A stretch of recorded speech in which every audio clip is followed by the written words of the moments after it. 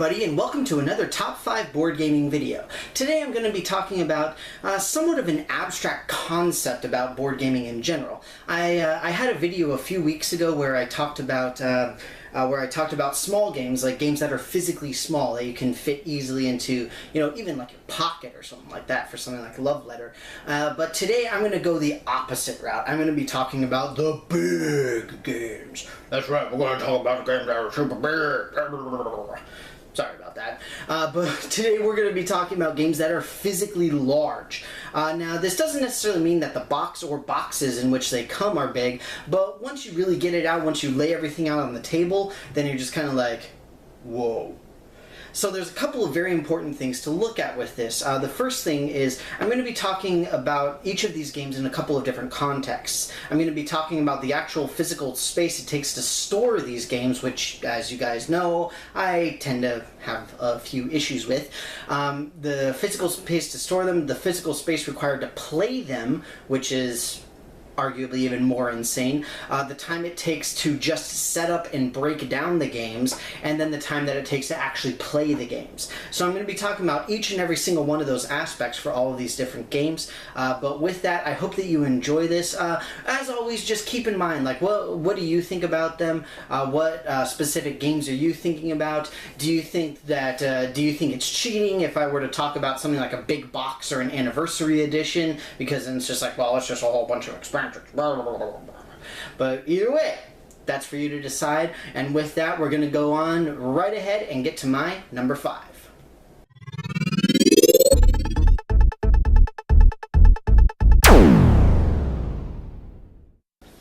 So to immediately throw everything off entirely, my number 5 is not actually a specific game. Instead, this is actually more of a general category of game, and the reason that it's lower on the list is something that I'll talk about in just a little bit. The general category is tile building. I had another video that was also a few weeks ago where I talked about games that you use map tiles to build. Where you're either placing the map tiles throughout gameplay, as you do in something like The Legend of Drizzt here, or you have a map that's pre-set up, where you've got something like Zombicide or something like that. But either way, any time that you lay out tiles, then particularly when you're talking about the actual gameplay and the physical space required to play it, then you're going to tend to have a lot of issues. Really, any time that you are forced to build up on top of something else or around something else or anything along those lines, you're going to have issues, same as this game. Even something like the card game Viceroy is another good example, because in that game you're actually building up pyramids. And the thing is that if you got a relatively small table, as I do, where you can see these are actually the ends of the table here right off the camera, and it's really not that big. It's only about 3 feet long. I have a lot of trouble playing something like Drizzt on this even. But, you can think of other games like this as well. You've got something like Mage Knight. Mage Knight's very unique in the context that each of the different scenarios uses a different style of the actual game board building.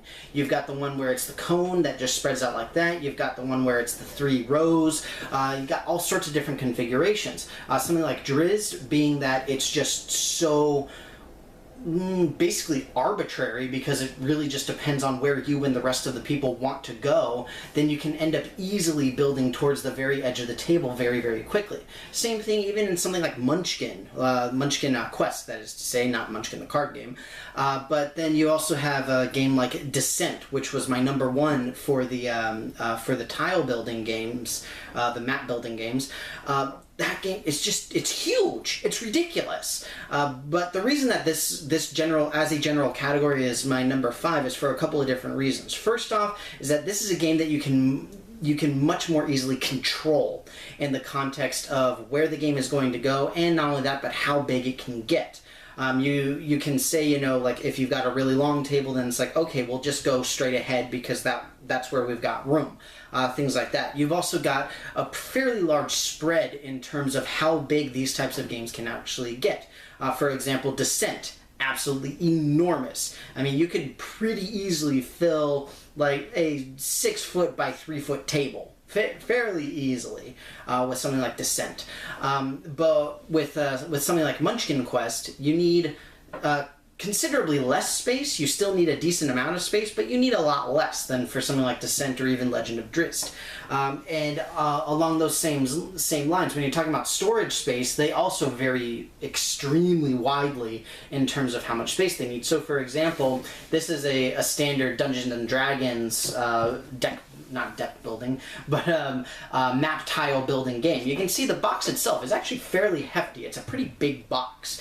But with something like, even with RuneScape, for example, it's a relatively thin, although longer box. So, there's just there's so much variety in this particular category that you really can't say one thing about it. But the fact is that when you really start and get going with these, then not only do they get enormous, but they can also take a lot or relatively little time, just depending on exactly what the game is. But either way, map tile building games are collectively my number 5 large game.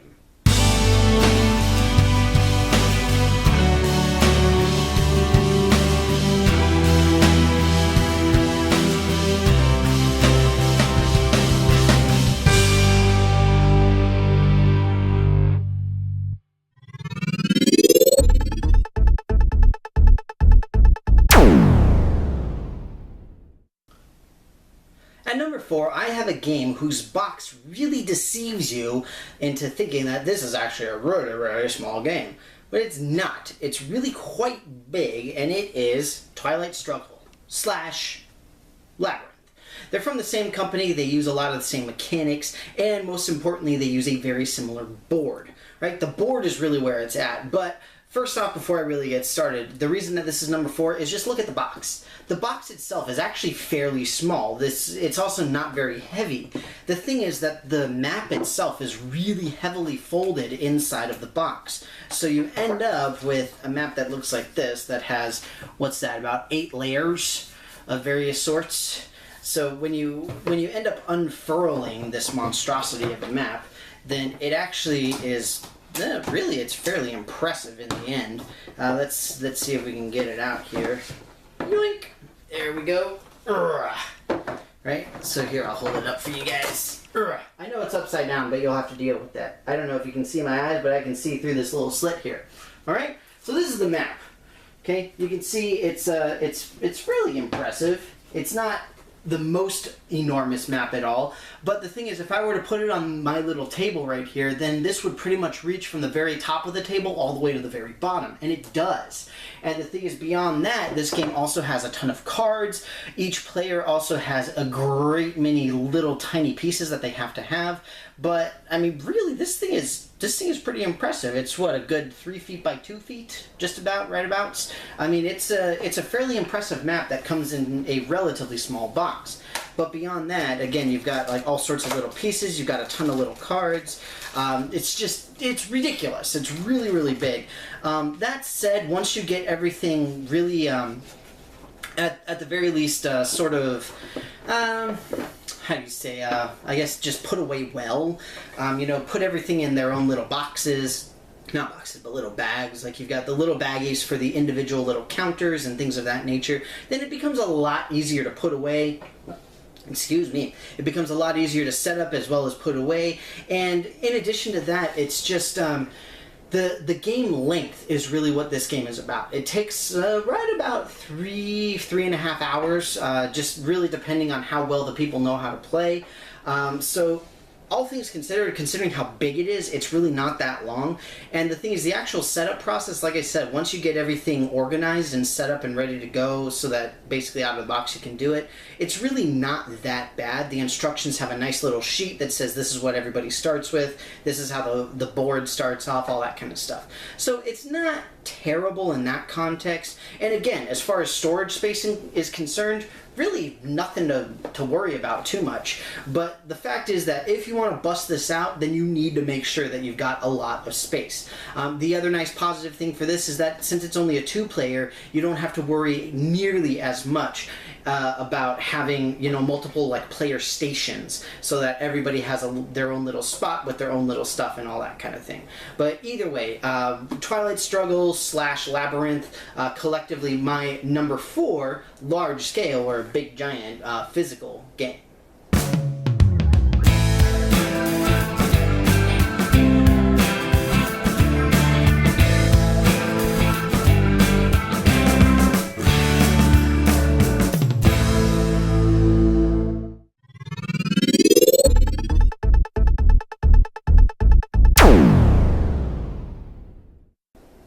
At number 3, I have another game that looks deceptively small when you just take a look at the box.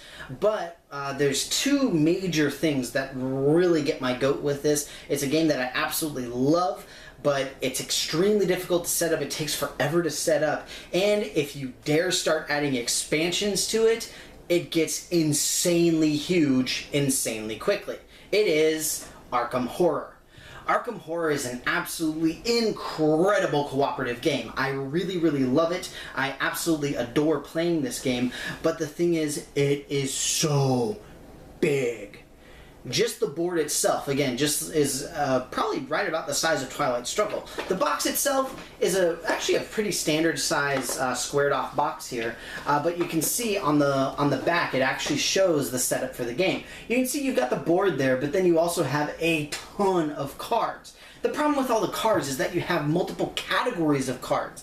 Each category of card has to be separated out, and then you need to have somebody keeping track of them. Every single player needs to have their own little player stash of all different sorts. If you are playing with really more than 3 or so people, then you seriously, easily start to have severe space limitations. Not to mention some of the expansions. You've got some expansions like the Dunwich Horror, what is it, the King's Realm Horror? King something Horror, I don't remember exactly what it is. But some of the expansions to this game are actually the same size box. They're also this large square box. And the thing is, they add additional boards. So you've got the big giant main board, and then you also have tiny board, tiny board, tiny board, tiny board.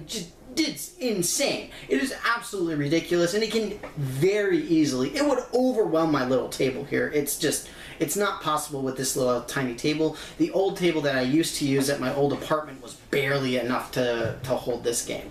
It's absolutely insane. The setup time is ridiculous. The teardown time, not quite as bad, but really not very good either.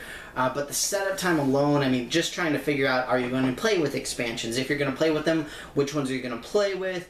Mixing all the cards together correctly, shuffling all the cards, making certain that everybody has all of their starting equipment, blah, blah, blah, blah, blah, blah, blah. It's just, it's absolutely ridiculous. This is a game that you really need to sit down to commit to, which is not bad. Don't get me wrong, these are all great games, and it's not bad to sit down and commit to a game. The thing is that if you want to play a relatively large-scale cooperative game, then maybe Arkham Horror isn't the one, especially if you're talking about newer players who can't stand you standing there for like 20 minutes just sorting cards, because it takes forever. Although then little baggies are your best friend in the entire world. But either way, Arkham Horror, particularly when you're talking about with expansions, is collectively, or not really collectively, but overall my number 3.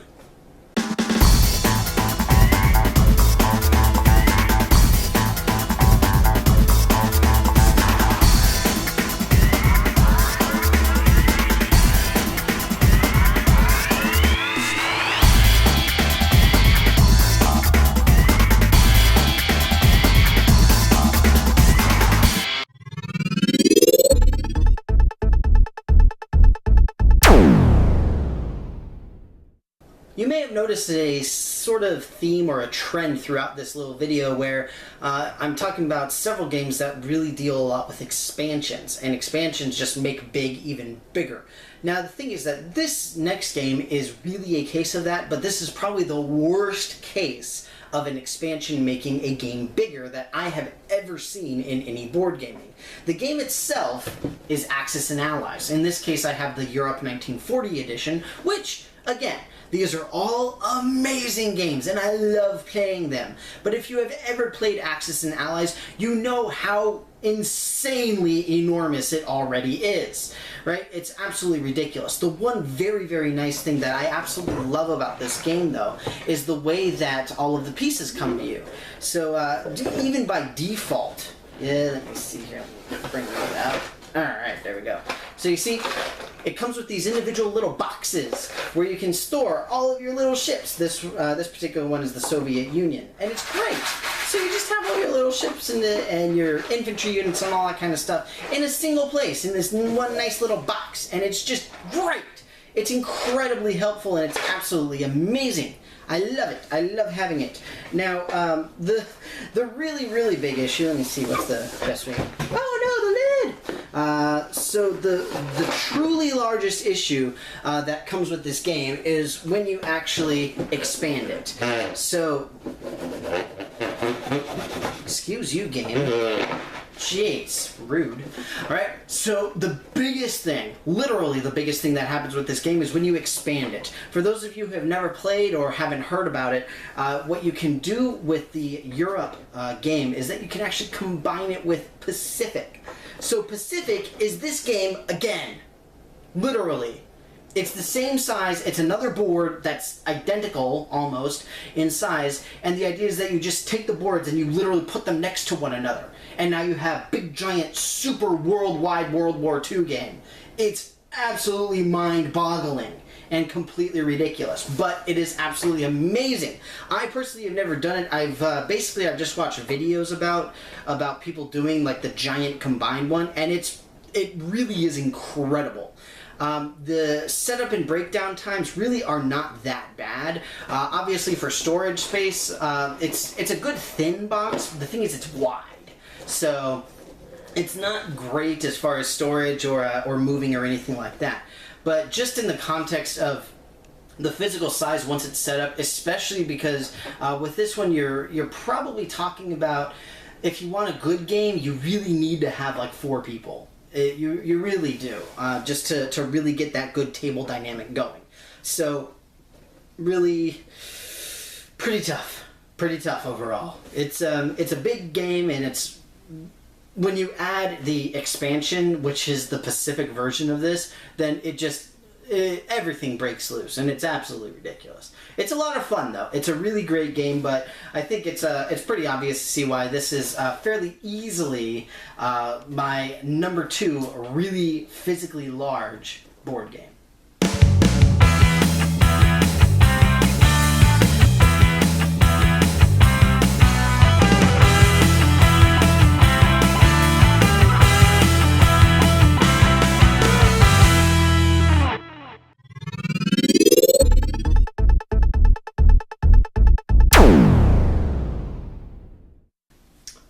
At number 1, I've got a game that probably won't be too much of a surprise to any of you if you've ever seen any of my other videos. I've talked about this game many, many times in many different contexts, but today is really, literally what this game seems to have been built for.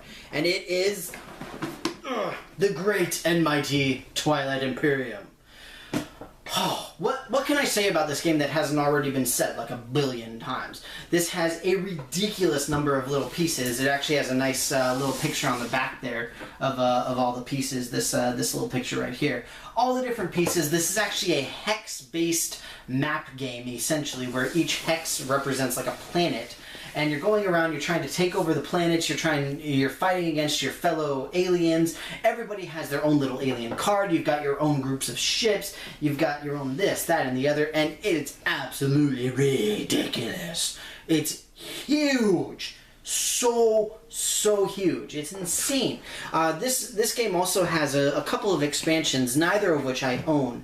It might have more than that, but it's got Shattered Empire and Shards of the Throne, I believe, are the names of the expansions. I've played with Shards of the Throne. I really, really love it, but unfortunately now I'm having a very difficult time buying it. But that said, I really don't want to, because I've actually tried playing this game on my little table here, and it literally does not work.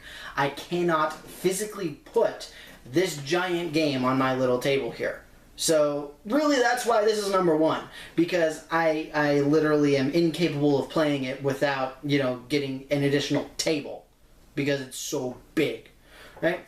Just between the size of the hexes, which really aren't that big, but you have a lot of layers. You have a lot of layers of hexes that you have to fit, plus all of the individual player stations that you need, plus everybody gets cards. You have to have piles for the cards. You have to have all this kind of stuff. It's just enormous. So you can imagine the setup and the breakdown time is pretty ridiculous as well. But again, the nice thing with this, just like many of the other games I talked about, once you get to the point where you have it set up in such a way that, you know, like these little markers go in this bag, and, you know, everybody has their own little bag with the ships, whatever it happens to be, then it becomes so much easier. But at the same time, it's just enormous. That said, this is probably the game that's most worthwhile in terms of, you know, the setup time relative to the amount of time that you actually get to play. Because playing this game will probably take you upwards of 6 hours. If you're talking about a board game night, or, you know, a board game meetup, whatever it happens to be, then this very well could be the only game you play the entire time. Obviously, it depends on how long it is, but you get my point. So in that way, it's really, really nice, because you really get your time's worth. Right? You know, you spend, you know, a good half hour, 40, even 45 minutes setting everything up, but then you get to play it for like 6 or 7 hours straight. Again, just really depending on the players and, you know, the aliens that you've got, and just how everybody wants to interact with everybody else, you know, that kind of stuff. But even so, you know, you're talking about really easily a 4-hour game. I think the official thing is that it's like an hour per player or something like that. No, it doesn't say officially, but it does say 4 to 6 hours. The thing is, if you got more players, then obviously it's going to take longer regardless. But either way, Twilight Imperium, an incredible game, absolutely amazing, but because of the fact that I physically do not have the capability of playing this game at my own place, it is my number one big, giant, physically huge game.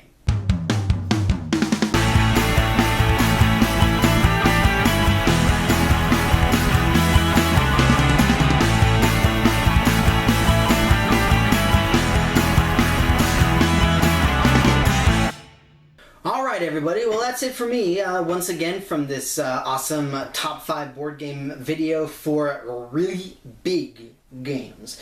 Now, this is one of those categories that's really not as large as some of the other ones that I've talked about, but as always, I'm very interested to hear what you guys have to say. But in this case, what I really want to know is, do you think that it's worthwhile to play these kinds of games? Do you find that the amount of time that you spend setting a game up, playing it, and then breaking it down is worth it for the amount of fun that you end up having? You know, if you're going to spend an hour or so just setting up a game to only play for, you know, 2 or 3 hours, do you find that it's worthwhile? Do you think that it's still fun? Do you have friends who are just like, no? Do you have people who absolutely hate playing a physically large game simply because it's intimidating for them? You know, all that kind of stuff. That's the kind of thing that I'm really interested to hear right now. But, of course, as always, any and all feedback is absolutely welcome. If you have a personal favorite of a really big, giant game, if you agree with me, totally disagree, whatever it happens to be, anything and everything in the comments below. But with that, thank you so much for sticking around. I know that this was a longer video here because I wanted to show you some of the cool stuff. But either way, thank you very much again for being here, and I will see you next time. Alright everybody, I hope that you enjoyed this video for my top 5 favorite physically large games as much as I enjoyed making it. With that, once again, please put any and all feedback in the comments below. I want to hear about your personal favorites, your personal unfavorites, whatever it happens to be. Do you like the big games? Do you like the smaller games? What about your game nights in general? Do you even have time to ever play any of these games, even if you're curious to do so? I would love to hear anything and everything. As always, I've got several of my playlists linked up at the top of the page so that you can see some more of my work, and in addition, you can click on that big giant subscribe button to see more of me in the future. Well, with that, please follow me on Twitter at DannyCGamingSci, and I will see you next time.